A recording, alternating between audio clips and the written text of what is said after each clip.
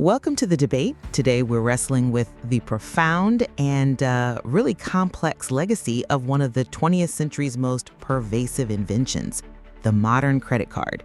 It's a technology that, well, it started small, often described as just a solution for forgotten cash, but it rapidly evolved into this massive global system underpinning trillions in daily commerce. The central question we're tackling today is pretty fundamental. What was the truly revolutionary innovation that drove this plastic revolution? Was it the creation of a universal portable payment intermediary, the thing that fostered system-wide trust and interoperability? Or was it the introduction of mass-market unsecured revolving credit that just fundamentally changed our relationship with debt? I'm going to argue that the essential revolution was establishing that trusted, interoperable network. The ingenious mechanism that guaranteed global acceptance. Okay, I want to challenge that premise right out of the gate. While the network is, undeniably critical to the mechanics of the transaction, I'd argue that the fundamental, the transformative revolution was the democratization of debt through revolving credit. I mean, the shift in lending practices created this massive, high-octane economic engine. The networks, they were sort of just the necessary pipes built later to contain and, frankly, control that explosive power. Right. But to understand why the network is primary, I think we have to look past the functionality of debt itself. Debt's ancient. It was formalized, as we know, in the Code of Hammurabi, thousands of years ago. The issue before the modern card wasn't the availability of credit, but its severe practical limitations. Your credit relationship was locked to a specific person or specific merchant who knew you. Even those early tech improvements, like the Targa plate, starting back in 1928, they didn't solve this core problem. They mechanized the process, sure, but they were still fundamentally closed loops, totally useless at the shop next door. The real driver of the revolution, I believe, was this absolute need for a universal, portable, and trusted intermediary that could decouple the credit relationship from one specific merchant. Diners Club, launched in 1950, proved the viability of this universal network concept. And here's the crucial point. Diners Club operated as a charge card. Payment was due in full every month. It wasn't really a credit product in the way we think of it now. It was purely about convenience and creating a payment network. It succeeded because it solved that foundational issue of trust and acceptance across multiple otherwise unaffiliated establishments. And this was long before mass debt was really factored into the equation in the same way. The network, you see, it came first and it solved the primary operational roadblock. I grant you that Diners Club was an elegant solution for convenience, absolutely. But its reach was limited, wasn't it? It was essentially a luxury status symbol for affluent, low-risk users. It didn't restructure the economy, it just, made life a bit easier for folks who already had money. The real shift, the disruptive force that created the world we live in today, that began with Bank of America's Fresno Drop in 1958. Now that was the catastrophic gamble and the transformative innovation that introduced revolving credit to the masses. Suddenly, tens of thousands of ordinary citizens, many of whom had absolutely no established credit history with BOFA, had an instant, unsecured line of credit, without even asking for it. This single feature completely flipped the card from just a tool of convenience into a powerful, widely accessible instrument of lending. It normalized the idea of carrying debt as, just a standard part of modern life. It fueled the post-war consumer boom by letting people acquire goods first and pay later, or over time, with interest. That democratization of immediate borrowing power, that's the true revolutionary act that defines the economic system we're still using today. Okay, I understand why you focus on the drama, the spectacle of the Fresno Drop. But doesn't the immediate, overwhelming failure of that experiment actually support my position? You frame the drop as this revolutionary beginning, yet the results were, let's be honest, catastrophic. Rampant fraud combined with a staggering 22% delinquency rate. It led to $8.8 million in losses in the first year. That scale of failure demonstrates pretty clearly, I think, that the revolving credit model, at least in its initial mass market form, was utterly unsustainable until it was forced to adopt the robust infrastructure and organizational discipline that I'm championing. The reckless initial act of democratizing debt was fundamentally flawed. It required intervention, both structural and regulatory, just to survive. The debt was deployed, sure, but it immediately threatened to crater the very institution deploying it. I think calling that catastrophic failure the core flaw kind of misses the forest for the trees. I challenge the premise that the debt was inherently unsustainable. That chaos was instead the steep, maybe necessary cost of discovery. You can't just separate the innovation from the massive infrastructure it immediately demanded. The drop was like the financial equivalent of a Cambrian explosion, right? It simultaneously created the mass market consumer credit industry and exposed every single one of its inherent dangers, all at once. That nearly $9 million loss, that was the financial pressure cooker that forced BofA to rapidly develop the essential pillars of the modern industry, things like sophisticated credit scoring, centralized risk assessment, robust fraud detection systems, things it carelessly neglected initially. The sheer volume and risk of mass debt forced the industry's maturation. It was the problem that created its own solution, in a sense. But isn't that a bit of a post hoc rationalization? I mean, if the system was truly self-correcting through internal pressure, why did it require government intervention? The internal infrastructure BofA built, it wasn't enough, was it? The system was so unstable, so prone to abuse, that it necessitated external mandates like the Truth in Lending Act of 1968, TILA, which imposed standardization and much-needed transparency.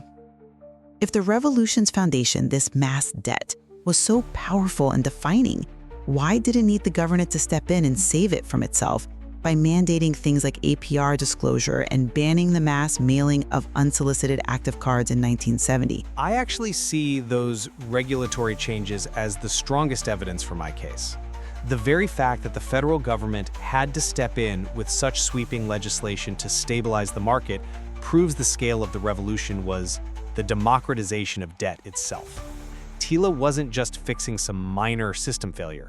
It was attempting to manage the enormous financial shockwaves unleashed by giving millions of Americans instant borrowing power. The sheer volume of this new, unsecured debt required a whole new legal and regulatory landscape. The structural elegance you talk about came later, sure, but the revolutionary force was the money flooding out the door. Let's maybe shift focus a bit just to economics and longevity. You emphasize the importance of neutral governance and structure, and that's fair. But the structure only matters if the economic engine driving it is powerful enough to actually utilize it, right?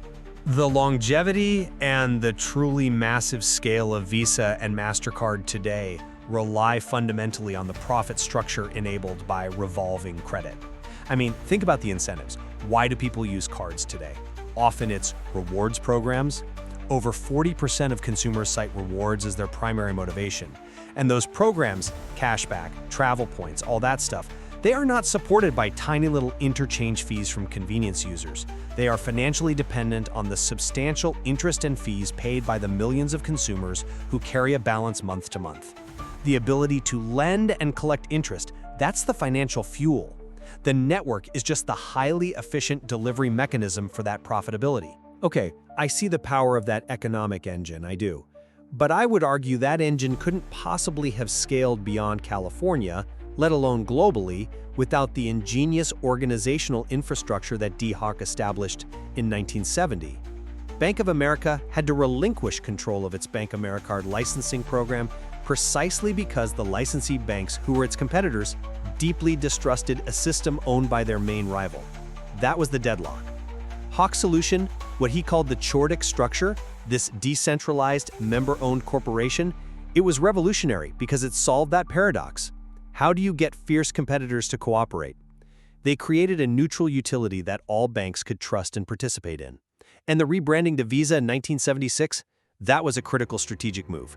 It enabled global expansion because the name, well, it sounded the same in many languages and just suggested universal acceptance. This foundation of organizational neutrality and interoperable trust was the absolute prerequisite for the economic activity you described to happen on a global scale. Without that trust, the engine stalls. But that organizational change just allowed the existing profit engine, which was debt, to operate more efficiently. It was smart governance, absolutely. But was it the core innovation? I'd argue the core driver of participation for both the bank and the consumer remains the leverage and the profitability derived from that debt relationship. If tomorrow, let's say, every single consumer paid their balance in full every month, well, the rewards programs would vanish almost overnight, and the system's entire economic foundation would effectively collapse. The debt is the revenue stream, the network is the utility managing it. I have to disagree fundamentally there. The sheer operational cost of maintaining a universal payment utility is, I think, the definitive argument for the network's centrality. That utility, that network, must be constantly adapted to maintain trust, which is its singular value proposition. Think about the massive technological shifts we've seen just in our lifetimes. The continuous need for security drove the evolution from the easily, skimmed static data on the magnetic stripe to the dynamic, one-time use transaction code generated by the EMV chip. That transition, especially the 2015 liability shift in the US, was a massive, multi-billion-dollar industry-wide defensive expenditure.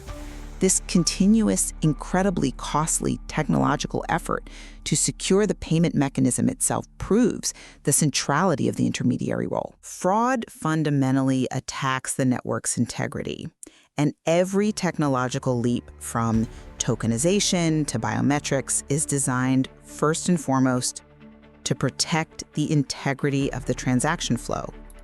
I'm still not quite convinced by that line of reasoning, because even the evolution of security seems fundamentally reactive to the enormous risk introduced by mass market credit in the first place. The technological fixes you describe are necessary, no doubt, but the foundational trust required for mass adoption, I think, was built legally, not purely technologically, especially early on. Let's just go back to that Wild West atmosphere of the 1960s. The chaotic, unsolicited mass mailing of over 100 million active cards? That necessitated consumer protection laws, and the most crucial one, arguably, was the Fair Credit Billing Act, the FCBA. That provided a massive psychological safety net by capping consumer liability for unauthorized use at just $50. That legal safety net was vital, yes, absolutely.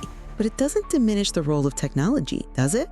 The $50 cap only really works if the underlying system can actually process billions of secure transactions efficiently and detect fraud reasonably well.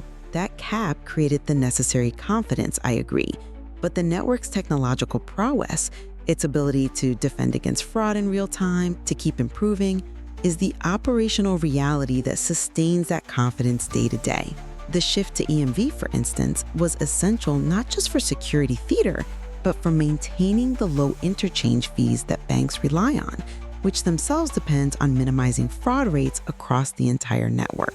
I still challenge you on the idea that the technology truly came first, enabling mass adoption. Without the government providing that clear legal safety net back in the early 70s, consumers simply wouldn't have adopted the product en masse, regardless of what fancy anti-fraud technology might have been developed decades later. The legal framework mitigated the perceived risk of this new unsecured mass lending, and that was the true accelerator for widespread debt adoption and ubiquity. The card spread like wildfire, not because the magstripe was so secure, it wasn't, but because the average user felt protected from ruinous financial loss if things went wrong. So my position remains that the credit card's most enduring contribution, its core genius really, is its role as a resilient, adaptable, universal token of portable trust. It's that fundamental decoupling of the Payment Act from the underlying debt relationship. The core innovation was solving the problem of interoperability, which allowed the system to transition from the chaos of those early lending experiments into a functioning global utility. Without that ingenious, scalable network infrastructure, the democratization of debt, as you call it, could never have been effectively managed on a global scale. And I still believe the shift that fundamentally reshaped society and the economy was the injection of unsecured lending power directly into the hands and wallets of ordinary consumers.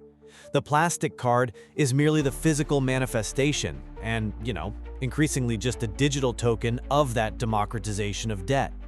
The ability to acquire first and pay later and the massive profitability derived from the interest on those revolving balances, that remains the engine that funds the entire rewards-driven ecosystem we have today. For better or worse, that's the core. Ultimately, it seems the legacy of the credit card is defined by this complex duality, isn't it? A remarkable triumph of convenience and interoperable technology, yes, but one built squarely upon a powerful and often quite high-risk engine of consumer finance. Indeed. It seems to be a system where the structure of cooperation ultimately allowed the inherent chaos of mass debt to become manageable, maybe even profitable on a huge scale, which perhaps proves that sometimes the biggest revolution is simply figuring out how to manage the biggest risk. There's certainly much more to explore in the history and ongoing influence of this invention.